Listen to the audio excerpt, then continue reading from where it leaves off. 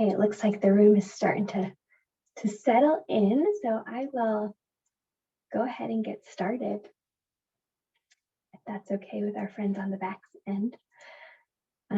Great. So good evening, everyone. I know I can't see all of you, so I'm just going to pretend I know who you all are and introduce myself, and we'll get going and answer some of your questions tonight. So I'm glad to be with you, even though it's virtual, and I hope that you and your loved ones are healthy and finding ways to be in community with one another. My name is Adrienne Piazza, and I am an Associate Director for Student Engagement and the Director of the Bonner Scholar Program at the Bonner Center for Civic Engagement here at the University of Richmond. Typically, you would find me in the main hallway of the Tyler Haynes Commons, but these days, as you might see, I'm joining you from a spare bedroom in my house that I've claimed over the last few months. I know that I can't see you and we can't properly meet you, but I would love if you're willing to drop in the chat an introduction that maybe we can see. So if you want to tell me where you're calling in from, watching from, and maybe a social justice issue or activity that you're interested in, or something you've learned that's inspired you to take action, kind of keep an eye on those and maybe reference them as we go through to help personalize some of the examples that are coming through. So before I talk about the details of what it means to be a Bonner Scholar specifically, which I know is why many of you are here tonight, I want to share with you a little bit more about the Bonner Center for Civic Engagement here at the University of Richmond. So as a center, we prepare students for lives of purpose and connect students, faculty, staff, and community stakeholders in social change efforts that value the knowledge and potential in our communities. We are not necessarily focused on hours completed, but about building a sense of purpose that's bigger than oneself. We hope that you will connect your academic studies to the greater common good, no matter what major you're exploring. Civic and community engagement are not specific to an academic department or a future career goal, and we hope that you leave UR knowing that your vocational and academic aspirations can contribute to positive change in many ways. We don't mean that all UR alums should go work for nonprofits, but that they have the skills to be active members in their community and the neighborhoods around them. This has ranged from joining the Peace Corps to joining Deloitte Consulting, from teaching to entering graduate programs in dentistry. Whatever our students go on to do, it's important to us that they do it with a strong sense of civic identity. And one of the primary ways that we do that, that's omission, so it's my highlights, is by connecting our community to the region. So we connect students, faculty, and staff to the greater Richmond region, map behind me, and to make meaningful connections with organizations and with community members that way. We value connections that are diverse, involving faculty, staff, peers, community stakeholders across a range of social issues. We value connections that are sustainable. So when you connect with a community organization through the CCE, most of the time that connection is part of a long-term relationship with UR, which means that your individual acts, whether for a day, a week, a semester, or all 4 years, can amount to something greater over time. And we value connections that are reciprocal. The most important thing to understand about civic engagement at UR is that we approach this work with the belief that there's already tremendous knowledge and potential in our communities. We work to promote an ethic of community engagement that's based not in serving and not in saving, but rather in walking alongside and learning from and with community leaders and community members in our region. One of our alums recently reflected on his work at a local high school by saying, "Community service was redefined for me at John Marshall High School. The students needed me as much as I needed them, and it became a two-way relationship teaching me humility and patience." I like to say civic engagement at the University of Richmond is broad and deep and open to all. It's broad so that you can explore numerous social issues, and it's deep in that we walk with you as you build relationships with community organizations and deepen your understanding of issues that matter to you. So let's run through some numbers for those who like to see them. So we have about 78 community organizations that we are in sustained relationship with, and that number grows every year based on the interests of students on campus. Last summer, we awarded 16 Civic Fellowships, which is a part of the UR Summer Fellowships program and a way to have a funded summer experience with a nonprofit or government agency. In 2019, we don't quite have all the numbers yet for more recent, but 76% of our seniors participated in community engagement across campus. Community-based learning, or CBL as we refer to it, are courses in which faculty intentionally integrate the community into your coursework. And as you can see, there are a number of courses that fit that description.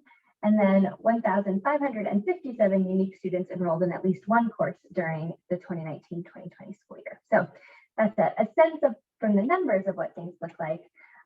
And what are the different ways to engage? So we offer options based on your capacity and ability, and also our community partner needs. So ongoing service is service that continues throughout the semester, and volunteers make a commitment to go the same time every week to their organization and really contribute in that way. One time might be an activity that you do just as it says, one time. So you may participate in a day of service, our Spiders Engaged Day of Service, which happens in the fall, or MLK Day, which happens in January, or any time along the year where there's a need in an organization that they just need people for that one moment. DIY service became really popular over the last 18 months or so, and these are projects that our community partners ask us to take on, but they're things that you can do from your residence hall or from a room on campus. Things like making cat toys for the ASPCA, writing encouragement cards for local students who are taking virtual school this year, making phone calls to senior citizens to get vaccinated. So these are all things that we've been able to do from campus. And then self-guided are things that can happen at any time on your own pace. And so we include things like letter writing for advocacy campaigns, digital work like through the Library of Virginia, transcribing archives, all things along the advocacy route in that way. So I'm going to transition now to answer some questions and dive into the Bonner Scholars Program, and we'll get back to talking about the CC a little bit more later. So the Bonner Scholars Program, in addition to being part of the Bonner Center for Civic Engagement, this slide is very busy, so I'm sorry for that, is also part of the Bonner Foundation. So the National Network of Bonner Foundation is a network of 65 plus. It grows every year. Participating colleges and universities, there are 3,000 students a year across the national network and 15,000 alumni who participated in the program. I've listed here our common commitments for the Bonner Scholars Program. Many of them are also values that the Center for Civic Engagement holds, some that the University of Richmond holds as well. So they're really the through line of our work.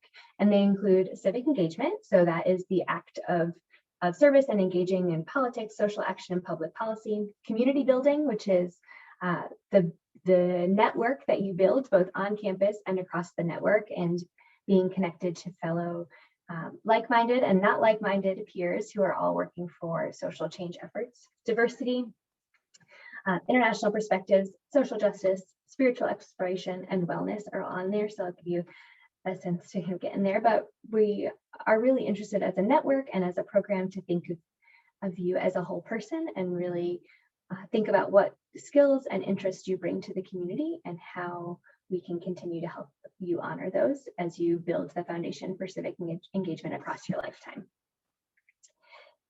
So as you may have seen on our website or in other materials, the Bonner Scholars spend 10 hours a week working at a nonprofit, school, or government agency in exchange for financial scholarship. In addition to the professional skills that Bonner Scholars develop at their internships, they also participate in on-campus reflection activities and educational programming to understand difference, power, and privilege, deepen their thinking about complex social issues, and prepare lives of active citizenship. That all sounds great, I know, but what does it actually look like? As I know many of you are coming here tonight to find out. So during the academic year, what it looks like is spending 6 to 8 hours per week at a community organization placement. And I've put on the slide a listing of where the rising sophomore class, so the class that just finished their first year as a Bonner Scholar, where they will be serving for their long-term placement. And as you can see from looking at this list, it crosses legal justice, maternal health, domestic violence, healthcare, literacy, emergency management, art and therapy, a wide range of interest. And these are not organizations that we assign to Bonners, that's part of a process. So asking you all in the chat and getting a sense of the things that you're interested in. So equitable education, economics and finance are all on this list. Thinking about Asian hate crimes, of course. Combining climate justice, all those things, those are ways that you can connect through organizations here in Richmond. And we'll talk a little bit about how that kind of unfolds. So in addition to the service work, you'll have meetings and a Bonner Scholar advisor. This advisor is different than your academic advisor and will help you think about your service placement and how it connects to your campus involvement, academics, and professional goals. We don't think of this as an extra meeting on your calendar to meet with your Bonner Scholar advisor in addition to your academic advisor, but it is another person in your corner helping you think about opportunities and connections that you can make both during the school year and during the summer. Our meetings take place on Wednesday evenings at 7:30 and are a combination of reflection, community, alumni speakers, and community building with fellow honors. There are typically 12 meetings a year, which may sound like a lot, but it's every 2 to 3 weeks throughout the year. There are also opportunities for travel and meeting with honors from across the national network. We divide, so get really logistics for a moment. We divide the year into 6 equal cycles. So each semester has 3 cycles. And in each of those cycles, you will have requirements for your service, for meetings, both honor meetings and checking with your advisor, maybe some reflection. And that is all laid out for you at the beginning of each year. And you start to get into the rhythm of what that looks like. And at the end of each cycle, you receive your stipend. And so as part of your financial aid package, it's 100% of demonstrated financial need, and Bonner Scholars can earn on top of that $15,500 if they meet the program requirements. So it's $3,000 each academic year. Again, that's divided into 6 payments of $500. So at the end of each cycle, if you've met the requirements, you can receive that $500. You receive $5,000 stipend for 2 summers of service. So these are two summers of 280 hours each, working for a nonprofit or government agency or doing research that impacts the common good. And then rising seniors have an opportunity for that additional $500 to do the work in that 3rd summer or prepare for life after, in that sense. We work with Bonner Scholars a lot to maximize funding opportunities available across campus. And so as you start to think about your summer plans and internships, some of you may choose to do SMART, and SMART has research requirements. You may have heard about UR summer fellowships and the Richmond guarantee. So part of what the Bonner Scholar Advisor will do is help you lay out your full plan and think when it makes sense to do which things so that you get the most out of each experience. We think of ourselves as complementary, not conflicting. So we believe that understanding the context of your service and the application of learning to the real world is critical to your service work. We also believe that this happens through a combination of experiences. We support students in linking their community engagement experiences with their academic pathways, again, through that one-on-one advising, through reflections, project work, and structured cohort discussions. We also expect that you take at least one course that can contribute to understanding the complex social issues connected to your service placement. And that will be a course that you and your advisor can come together that will supplement the work that you're doing in the community. I know that this sounds like a lot. It always sounds like a lot when I rattle off all the requirements. And I promise that if you are a Bonner Scholar, we will be with you each step of the way. Your first semester of Bonner Scholar is an ongoing orientation. You'll explore your own interests and passions, learn all the logistics of logging hours and being paid, connect with community organizations to see where you might want to continue to work, and be guided through an application process for your long-term placement.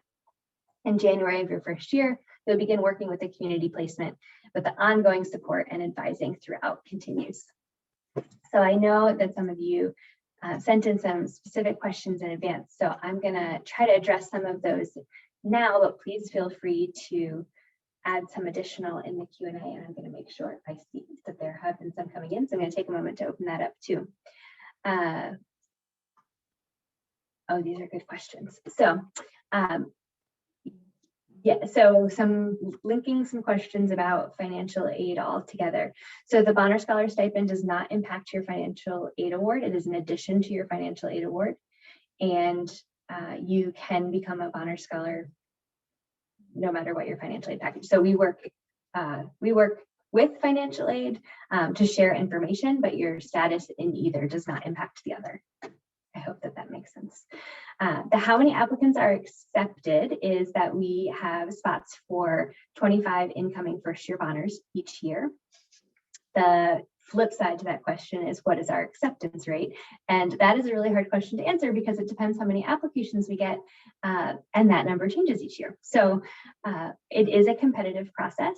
And one thing you'll hear me say again before we finish is that if you are not a Bonner Scholar, if you decide not to apply after we talk tonight, or if you have questions and we touch base after this and you decide not to apply, or if you do not get accepted into the program, all of the things that I've mentioned, minus the stipend, are still available. So the logistics support from the CCE, the opportunities to connect with community organizations, the support that we would give you to do that are all available to all students. So our role as a center on campus is to open up these opportunities to all students, and we work really hard to do that.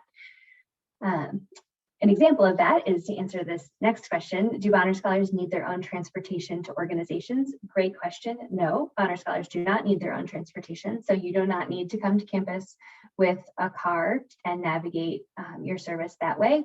We work closely with university transportation and have a few different models. One of the most common is a service shuttle. So we set up routes to our most frequently used community organizations. There are also other options that are in there. So we will work with you and make sure that you can get to your organization. And that is one of those resources that whether you're a Bonner Scholar or not, that resource is available to you. The stipend is paid directly to students. So you can use that in whatever way is necessary for you based on your financial needs and budgeting for the time, but that is paid we encourage direct deposit because that's easiest for everyone, especially if you at the end of the semester when you might be traveling somewhere else other than campus, and it will get deposited into your account and you can use it how you would like. Let's see. Okay, I'm going to answer some of the questions now that are clustered around applications. So like I said, there are 25 spots for first-year students to enter the program. That means there are 100 Bonner Scholars at the University of Richmond overall. We are one of the original Bonner Scholars programs, so we have been a Bonner Scholars school since the early 90s. Our first class graduated in 96, and we are some of the old timers in the network and are proud to be that way. And we are one of the largest programs in the country. There are sometimes spots that open up. So there are sometimes Bonner Scholars who need to step back from their service work or transfer out of the University of Richmond, or it becomes too demanding for their schedule. And then when those spots open up, we do open up a process for rising sophomores. So as you have seen, the deadline for Bonner Scholars for incoming first-year students like you all is June 1st. Once we complete that process, and you'll know by the end of June, we then open up the process based on the remaining spots available in our remaining 3 classes for rising sophomores. So it would be next summer is when you would get the possibility to do that again. Your summer service does not have to be a part of your long-term service, and it can be separate. So your long-term placement, like I said, let's talk through this process maybe a little more in detail. So in September, October, November of your fall, there will be ways to visit community organizations, to meet with potential site supervisors, to hear about different organizations. The whole theme of that semester is explore. So you're exploring your interests, you're exploring the university, you're learning about you're learning all the things as you get to know this place that you're going to call home. And you will just kind of see which organizations you'd like to apply to. And then you will apply to those organizations based on the job descriptions that they post. So we spend all summer and into the fall knowing, based on the application, what issue areas and passion areas the incoming students have. We try to make some matches in the community. The community organizations write job descriptions. You will get a chance to see those. You'll meet those people. You apply and pick usually 3 that you think you're most interested in. And then there's an application process. So the organization may choose to interview you either by phone or in person or virtually, depending on where we are. And that at that point, and the organization will then decide who they would like to make offers to. As you may have noticed on the list of placements, there are 25 first-year Bonners. There are fewer than 25 slots. So some organizations take more than 1 Bonner Scholar. So there is a kind of a little bit of math as we figure out how many slots organizations have. So the organization would then offer you a spot. If you're in a super fortunate position, you may have more than 1 offer, and then you decide where you would like to commit. And if you end up not having an offer, we work to find other organizations and other placements that might be a better fit. So like I said, we were with you every step of the way. You will then start working with that organization in January and do your 6 to 8 hours a week. Well, I would love to sit here and say that all Bonner Scholars then stay at the organization that they choose that January for the next 3.5 years. It's not always true. So We hope that you're making a long-term commitment. We really hope that you're choosing intentionally and the organization is clear about what they need and want, and we can support both from the organization side and the student side that placement. But a lot can happen in nonprofits and in a student's life over 3.5 years. And so sometimes interests change, you learn something and you want to try something different. And so we have worked with students. We do pretty regularly work with students who need to change placements. So that is for the academic year placement. For your summer placement, these can be anywhere in the world. So we often encourage that your first year, the summer between your first year and second, is somewhere where you would have a support network, where you would be able to live and work and feel confident in that. And then the next summer, you may go somewhere totally different and try a new place. Our students, both last year and this summer, have needed to do some remote and virtual internships, as have many across the university. So they're living and working kind of all over to do that. It's a great time to try something a little bit different or to go deeper in a skill. So during the school year, while you are long-term connected to an organization, you're there 6 to 8 hours a week. So the kind of project that you might do during the year is different than when you're there during the summer working 30 to 40 hours a week and really integrating into the staff on site for that amount of time. So you can do whichever you'd like to do. So for incoming Bonner Scholars, there is nothing that starts before the first week of classes. So you're not required to participate in any on-campus activity this summer. You would come to campus during your usual move-in spot. You can participate in any of the pre-orientation programs and then orientation. There is a new Bonner orientation, and when you are accepted into the program shortly after that, we will let you know when those dates are, so you have that from the beginning, but it is typically the second week of school.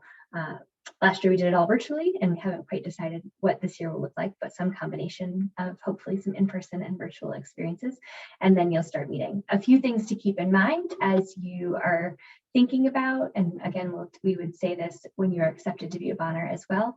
Bonner Scholars do get priority registration, so you do register the day before the rest of your peers in the priority registration spot.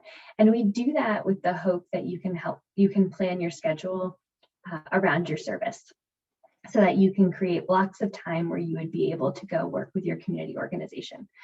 Again, I recognize that this is not always possible, and so we will work with you along that route.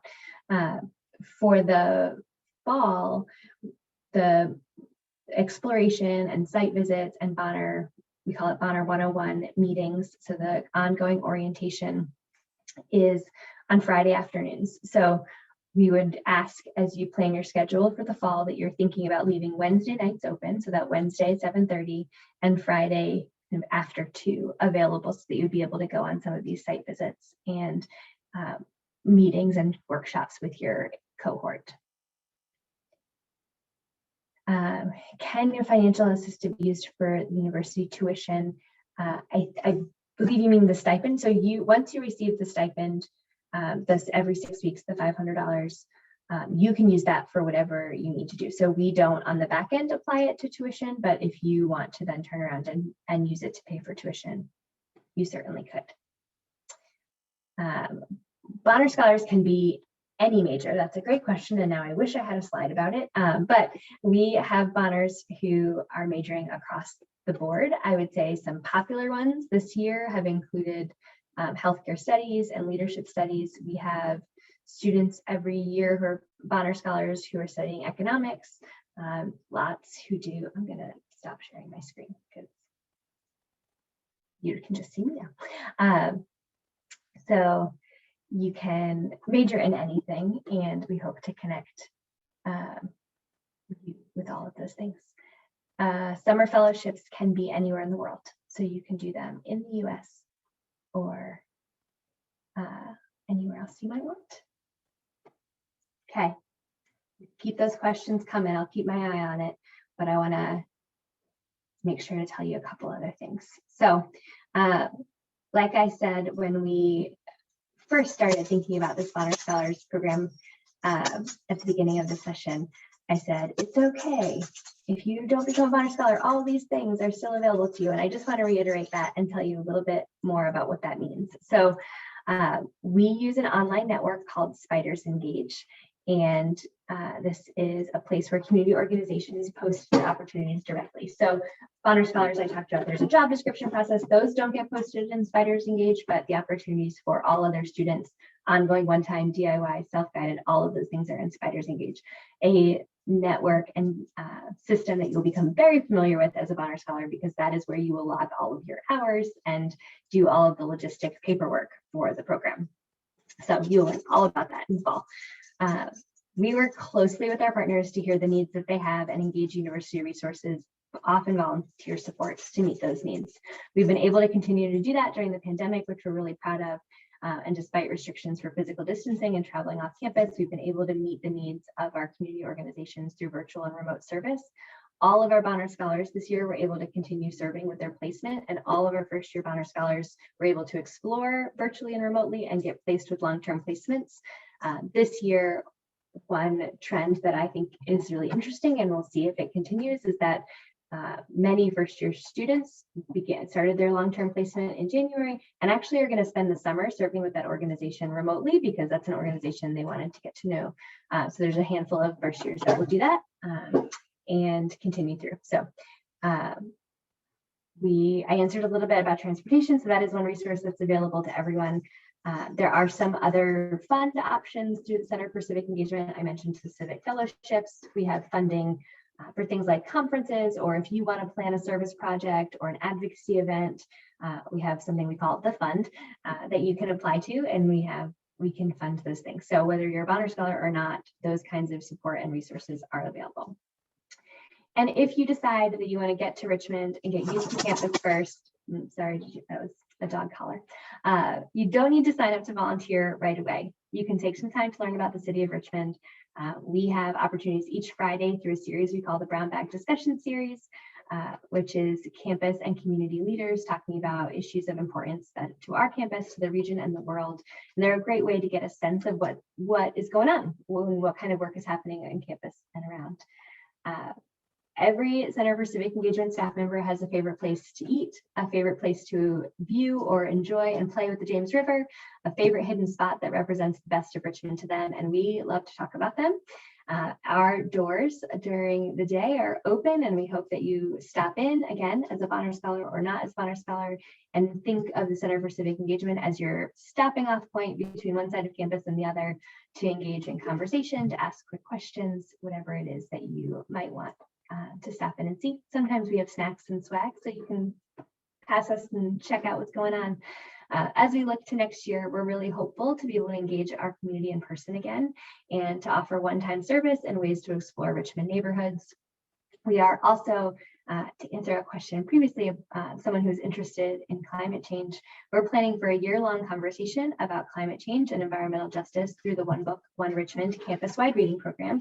Unlike some other schools, our campus-wide reading program is not a required reading, it is an encouraged reading, and we offer programming throughout the year around the topic.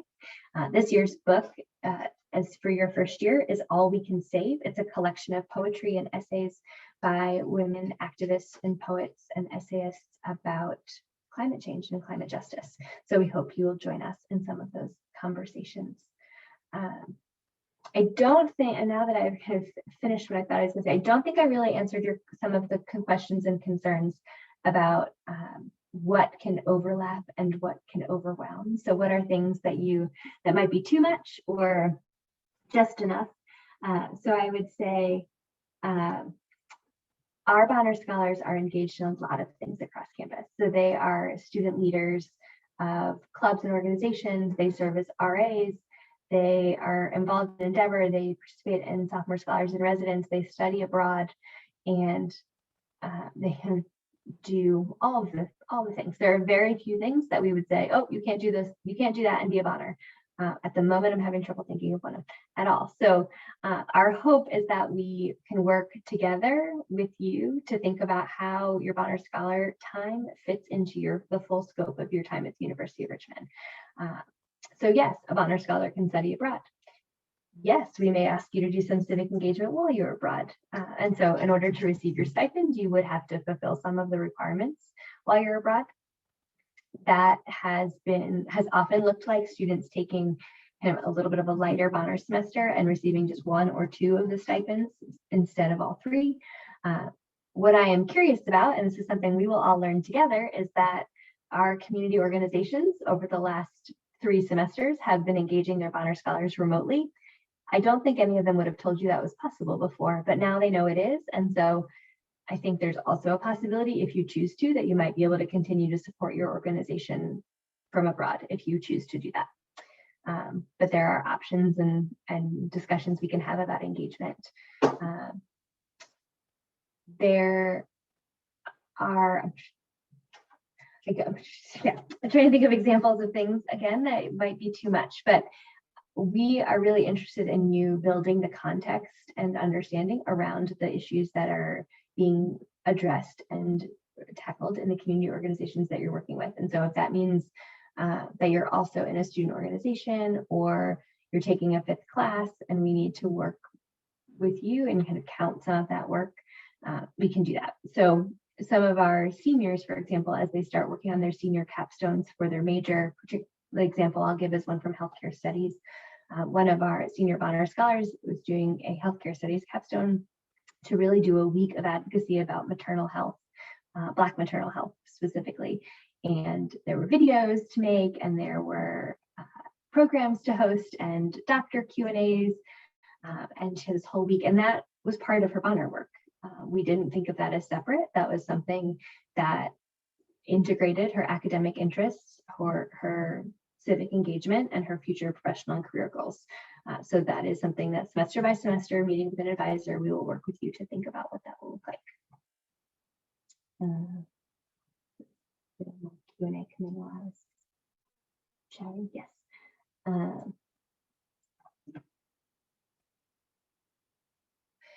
So I will answer this question about international students with maybe an example. So I am not the person to ask the actual nitty-gritty of visa.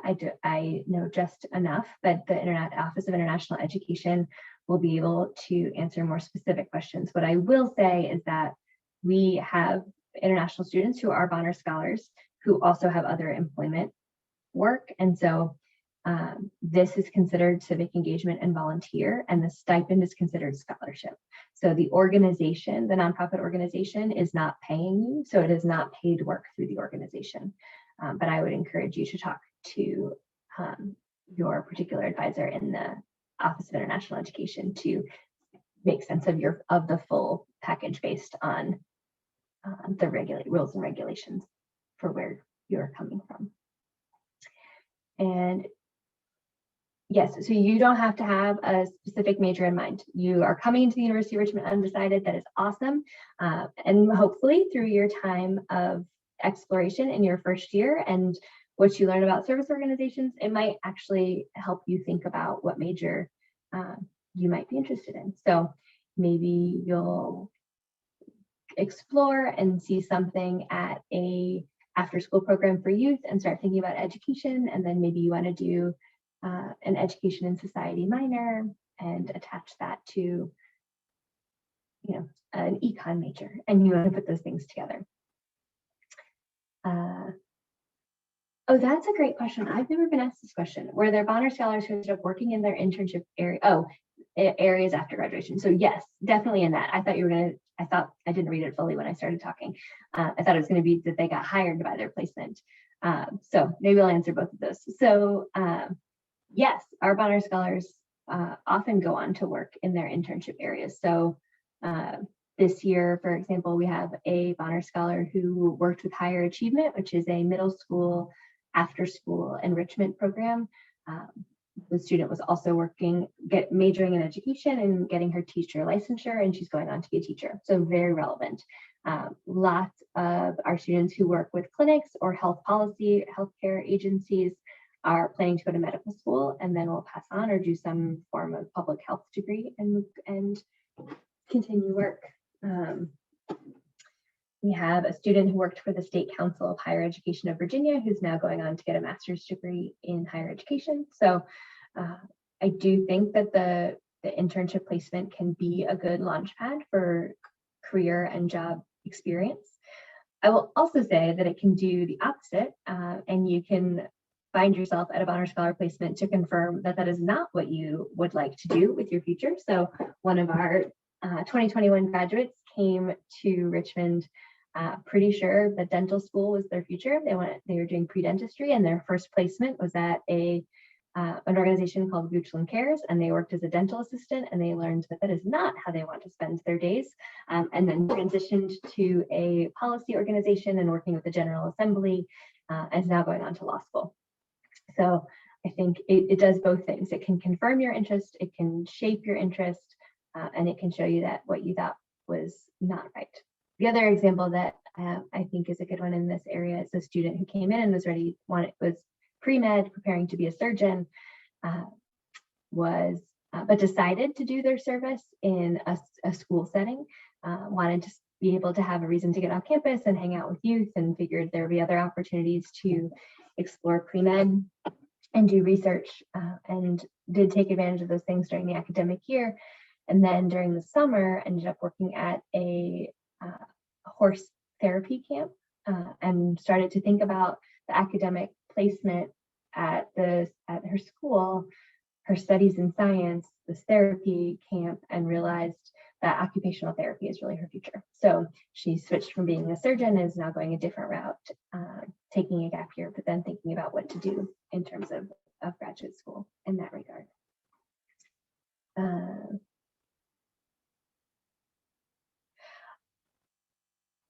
I see the question in the chat about the financial aid package and the Bonner stipend.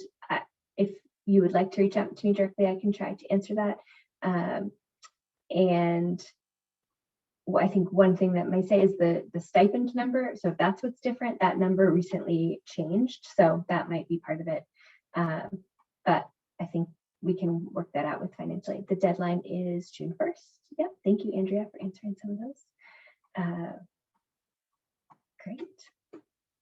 Well, I am really looking forward to getting to meet you all as we get to know each other, and we get to welcome those of you who are not from Richmond to the Richmond region and to campus.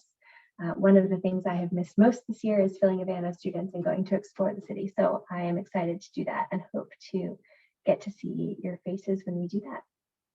If there are any other questions, I will put my email in the chat, and you're welcome to reach out to me directly. I will be out of the office a bit over the next few weeks, but would get back to you before the deadline. You are also welcome to email the general email inbox at engage@richmond.edu, and staff who are in the office will be able to answer those questions too.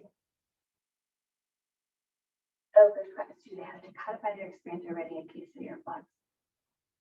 Okay, yes. So what are the actual deliverables? Is that the question here, Nancy? Good question. So the simple answer is you log your hours. So you log your hours and your site supervisor approves them, saying that you've done the work. But there are tangible things that happen over time, and those are a part of the reflection work. So there are some written reflections throughout each year that you would do, and you can hold on to those. And then all of these things culminate in what we call the presentations of learning in your senior year. So I didn't talk about this, but each class year has kind of a signature program that they take part in. And so the first year, there's often first year trip. The second year is an opportunity to meet with other Bonner Scholars across the state of Virginia. Junior year is kind of more a workshop about goal setting and capacity building and reflection. And then in your senior year, we guide you through a process to create your presentation of learning. And this is two parts. One of it is a group reflection that you do. It's kind of like a live panel recording well, this year it was virtual. So imagine like it's just it will be a panel of Bonner scholars of Bonners that are in similar issue areas, and you'll just kind of spend time talking with each other, reflecting on your 4 years, and there's an audience. So it's a bit of a panel discussion in that sense. And then you do an individual reflection. And what's important to me and to the rest of the Bonner Scholars Program staff about this individual reflection is that it is something that is useful to you.